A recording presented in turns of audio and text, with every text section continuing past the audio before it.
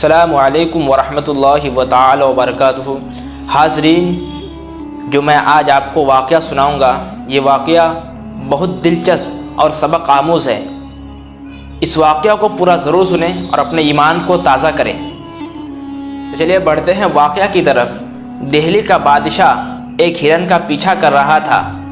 ہرن بھی تیز رفتار تھا۔ آخر وہ گھنی جھاڑیوں میں گھس گیا اور گھوڑا ناکام ہو گیا۔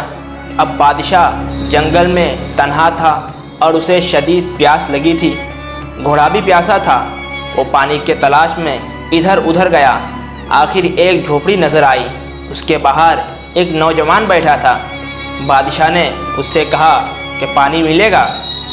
نوجوان نے بادشاہ کا لباس دیکھا، گھوڑا دیکھا تو محسوس کر لیا کہ کوئی بڑا آدمی ہے۔ بولا، تھوڑا سا پانی ہے؟ پیش کر دیا۔ یہ کہہ کر وہ اٹھا اور خیمے میں سے پانی نکال لایا۔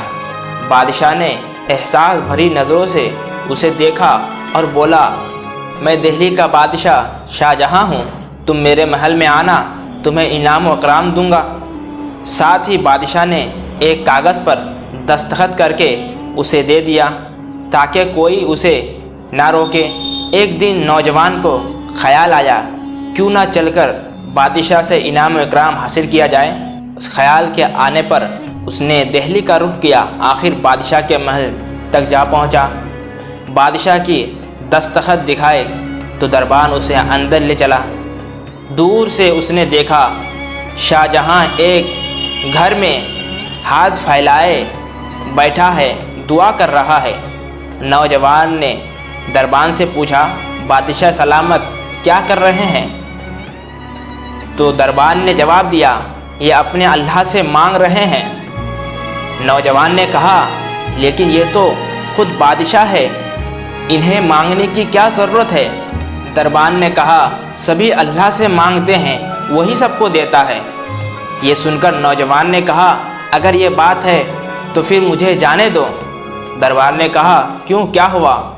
بادشاہ سلامت سے ملنے کے لیے آئے اور بغیر ملے جا رہے ہو؟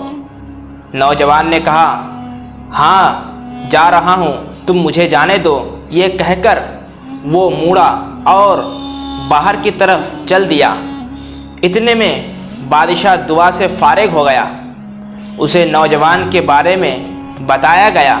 بادشاہ تو خود اس کا انتظار کر رہا تھا، وہ چاہتا تھا کہ اسے انعام دے۔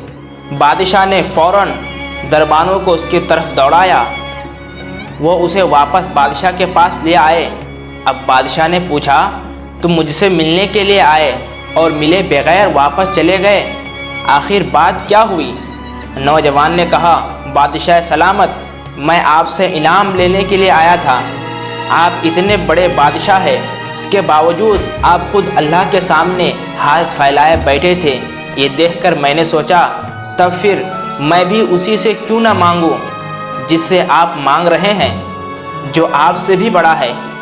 نوجوان کا جواب سن کر بادشاہ اور دوسرے لوگ حیرت زدہ ہو گئے۔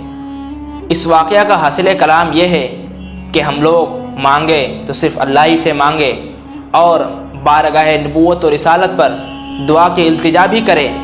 مجھے یقین ہے کہ میرا رب ہم سب کو وہ بھی دے گا جس کی ہم سب کی اوقات نہیں ہے۔